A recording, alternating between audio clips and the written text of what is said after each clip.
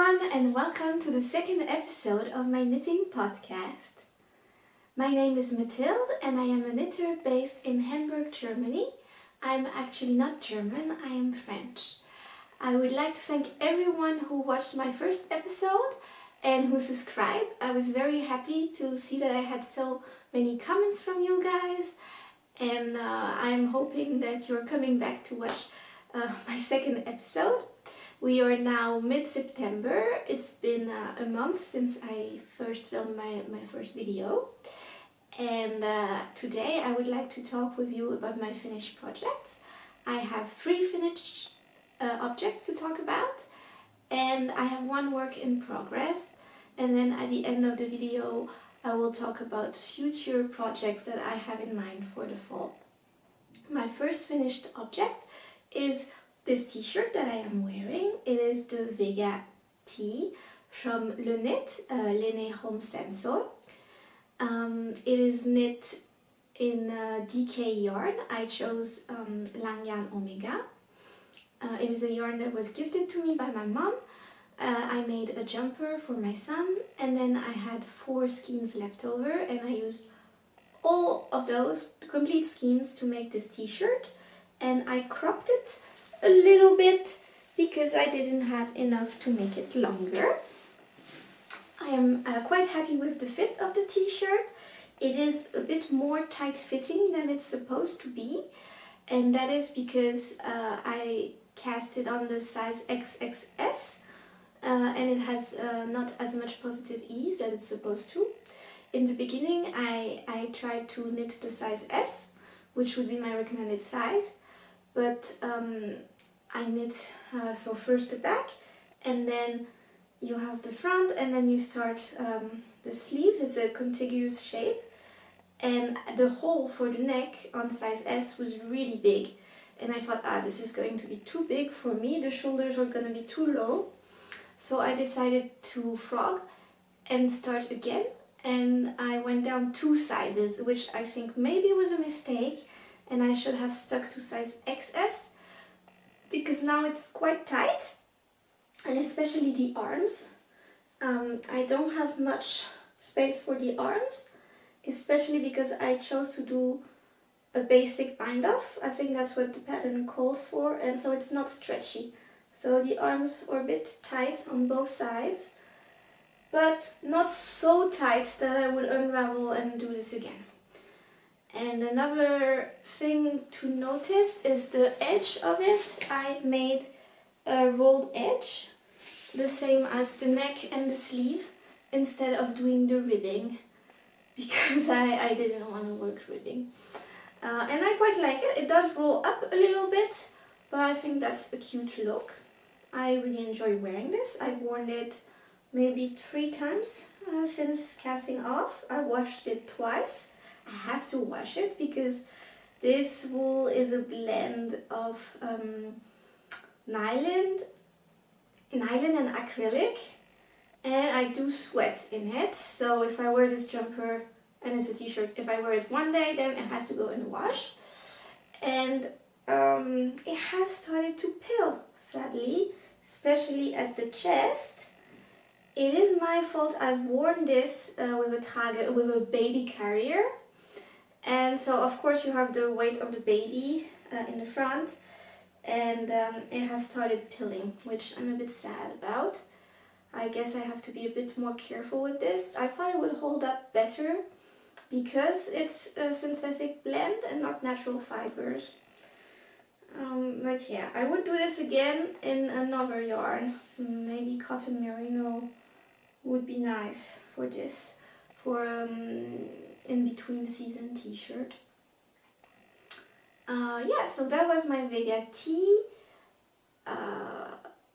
and I'm going to talk now about my second finished project, which is this one. This is the Always Forever Unicorn jumper from Wool and Beyond. And I made this jumper for my daughter. She's 3 years old. She asked for a purple jumper, and she loves unicorns. So I used the recommended yarn for this jumper, which is Drops Air. I have here. Drops Air is a blend of alpaca, merino and polyacryl. Yes, 65% alpaca, 28% polyamide and 7% wool. And this is the shade Purple Haze. Very pretty. You have purple but also some other color. It's a bit variegated yarn with a little bit of blue, a little bit of green. And my daughter really likes it. The yarn is very soft and it hasn't peeled that much yet, which is good. She's been wearing this jumper a lot. And for the mane, I used some leftover yarn that I had from We Are Knitters. It was, so it's unspun. You can see that it didn't really like my washing machine so much. I do put everything in the washing machine on a hand wash cycle, but still the washing machine. And this is from We Are Knitters. I think it was the wool from them. And this is yarn that I had in my stash for a very long time. I had it when I started, not knitting, but when I started crochet. I started crochet during the pandemic, and I really wanted to make a little llama figure. And so I was looking on patterns, and We Are Knitters had a free pattern on their website. And they also had kits to make, I think it was a cat and a whale. And so I bought the kits to learn how to crochet. And then I fell in love with crochet and then knitting, and I had those yarn left over. And yeah, so I have the pink. I need to brush it maybe to make it a bit neater. This jumper was also my first Intarsia project. And so you follow the chart and you have to divide balls of yarn because you're working with several colors. So for instance, when you're here at the unicorn, you have to have one of the purple and then the white and then purple and then white, and you have to have all those balls at the same time, which was a bit of a challenge. But thankfully I could follow a video from Very Pink Knit. She's a really good teacher, and that's how I learned how to do the intarsia. And the jumper was not a big, I didn't have any big issues except the neck. The neck was quite low on my daughter. The opening was too wide. So what I did was I unraveled the neck and then I picked up fewer stitch and I redid the neck. It's a folded collar.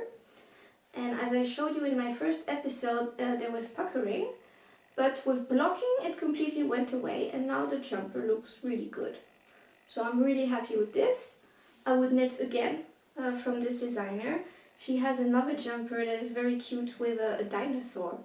So I may make that for my daughter because she likes dinosaurs as well as unicorn. It might be a pink dinosaur still because she only wants pink and purple things. Yeah, so that was my second project. I wanted to mention the cost of the project because I've seen that on other knitting podcasts. I think String Things by Mel does that, and it's very informative. So for this one, I spent €3.70 per skeins, and I bought 5 skeins, but I only ended up using 4, so it was €14.80 totals. And I have this one left over with a little bit more inside. And I am thinking of making a hat for my daughter, a beanie, but I don't have a pattern for this wool. So if you have a pattern that works for drop air for a hat for a child, yeah, not an adult. She has a big head, but not big enough for me to make an adult size beanie. Please write in the comments if you have any recommendation of a cute hat I could make for her. And then my third project is a pair of overalls. made for my son. Those are the Willem overalls from Petite Knit in size 18 months. It grew quite a lot after blocking, so this is maybe the equivalent to a size 2 years old now. I'm not sure, I didn't measure it precisely. And I made this with leftover yarn that I had from a jumper that I made for my husband. The yarn is this yarn. It is a Tuscany tweed from Shashin Maya, which is a mix of 55% wool, 30% viscose and 15% alpaca, and it's a nice tweed. I had 5 skeins left over. I was hoping to use them all, and of course I didn't. I used only 3 skeins.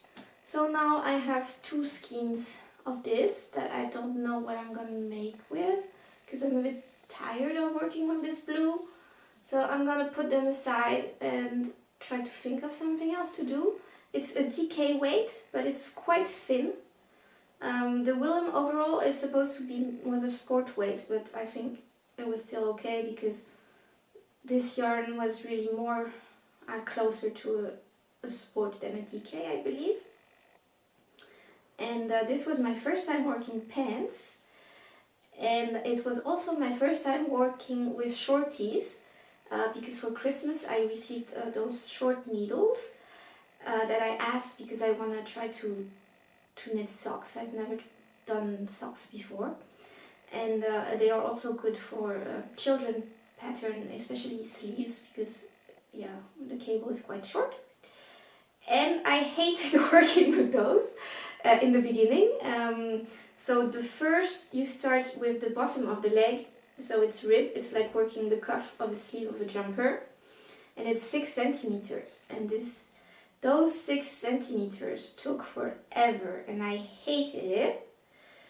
And then I started with the stockinette, and the stockinette was much nicer. It was, I think it's also because I got used to holding those tiny needles, and I was so excited not to have to purl anymore that I started knitting, and I did maybe 10 centimeters of the leg without doing any increase. And so then I realized my mistake. I had to unravel and start again with the stockinette. But thankfully, stockinette, it went quite fast. If you hate sleeves, you're gonna hate pants, because it's basically 2 giant or 2 small sleeves.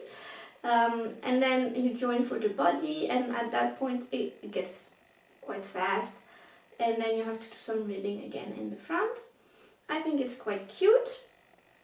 I am hoping that it won't be too itchy for my son. When I picked the yarn, I thought, it's not itchy. But then I was working on it in the summer, so my legs were bare. And the project was touching my legs, and I thought, that's itchy. So I guess it's gonna be on my son's legs, and he's also find it a bit prickly. What I will do if he doesn't like it is make him wear it over leggings. So it's like a second layer when it's really cold in the winter. So this project had a cost of €10.50 because I used 3 skeins, and each skein was €3.50. And then the buttons I had in my drawers, they're just wooden buttons. I have a big bag of those that I bought on Amazon a couple of years ago, and I still have some of them left. I use them a lot for children cardigans and stuff like that. So yeah, those are the Willem overall by Petite Knit. And now we've come to my work in progress. And I am working on something for me. I am working on the Moby jumper, also by Petite Knit. It is the second time I'm working on this pattern. I made one 2 years ago, and Sunday, a double Sunday. It was that orange feeling, I think, and I held it together with a hobby silk mohair that was bright red. It was a bright red jumper, and I really liked it. But I saw a friend who I made a beanie with my leftover from the jumper. And the beanie looked really cute on her. She's a dark brunette with very light skin. And I thought, you have to have the set. I will give you my jumper. So now she has the jumper and the beanie. And I had no more Moby sweater. And I thought, I really like that jumper. I'm going to make it again. The first one I made was size XS. And it was okay, but it was not very slouchy. I thought it was a bit small. So this time I did select size S.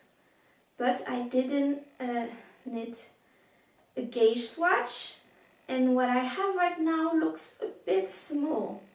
So I'm afraid this will be again a bit small.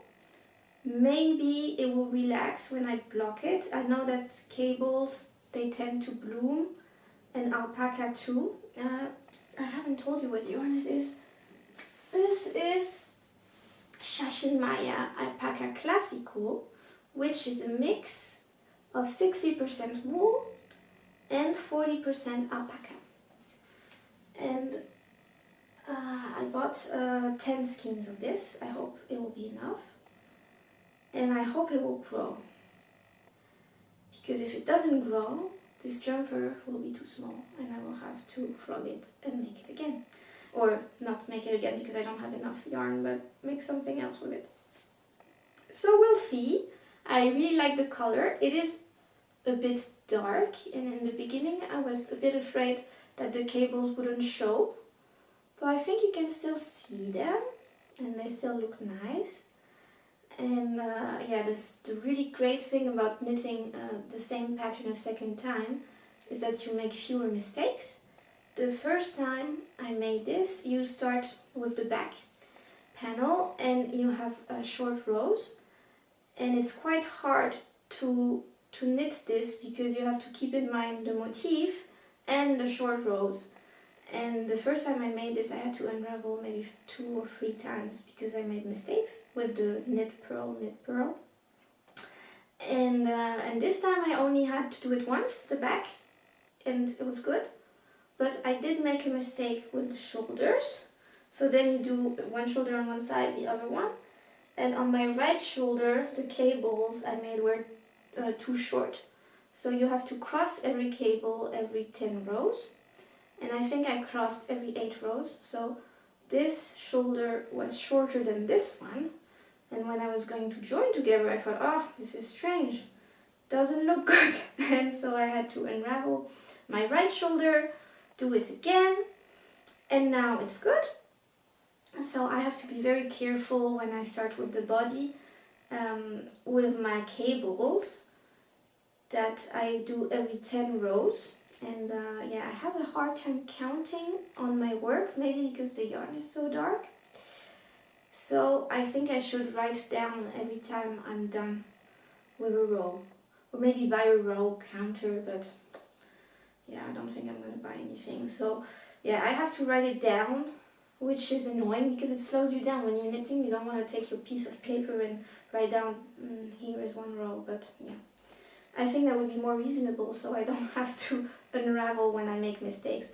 I know when I did my Dagmar jacket with the cables, I had the same issue and I had to unravel a couple of times because I was not careful enough. So yeah, here is my Moby sweater, which brings me to my future projects. So last time I told you about a Friday jumper that I was planning to do for my son, and I haven't started that because yeah, I just finished the woolen overall, and every time I'm knitting, my daughter comes to me and she asks, Mama, is this for me? And the woolen was not, it was for her brother, and then the Moby is also not for her, and now I feel guilty and I feel like I have to cast on something for her. So I was thinking of using this yarn. This is Baby Merino from Long Yarn, and this is a leftover that I had from a Friday jumper I made for her. It was white with stripes, and the stripes were with this yarn, which is really pretty. It has pink and blue and lilac and green colors. And so I want to use this to make a cowl for her. Yeah, she's too small, I think, to wear a scarf. I think that's dangerous if she ties it around her neck. So a cowl would be better, and I'm thinking of just doing a simple tube of stockinette.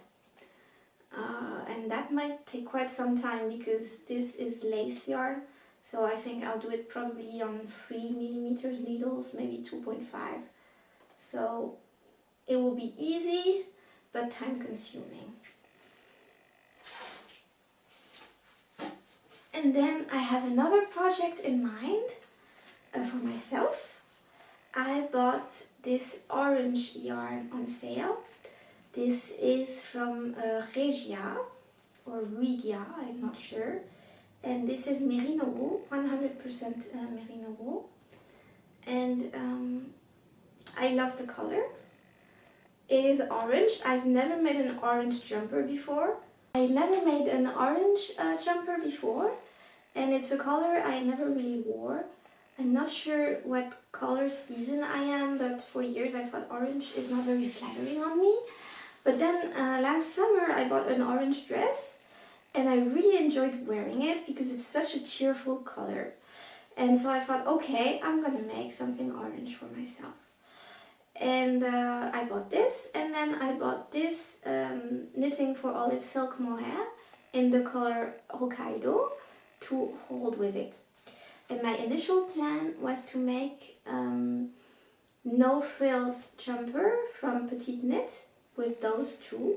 It is a simple raglan jumper, and I've had it in my library for a while. But then I thought about another jumper that I would like to make, which is the Marielle blouse from Maria Verden. I've never knit anything from her. I've been following her on Instagram for a long time, and now she started designing. And it is a really lovely pattern with pointelle motif, very feminine. And hers is in a cream color. And I've seen a lot of people are making it in those neutral kind of colors or pale pink, very, very pretty. But I'm not sure if orange is too bold for a pointelle jumper. So if you have an opinion, do you think I should make the no frill jumper, or do you think the Marielle blouse is a good idea? Please comment below and tell me. I'm really curious about your input. So yeah, this is my future plan. I'm hoping that I'll be able to cast this on in October. It would be nice to work with orange before Halloween. And yeah, this is the end of my podcast. Thank you so much for joining me today. I hope you had a good time and that you could work on your own projects. And see you next time.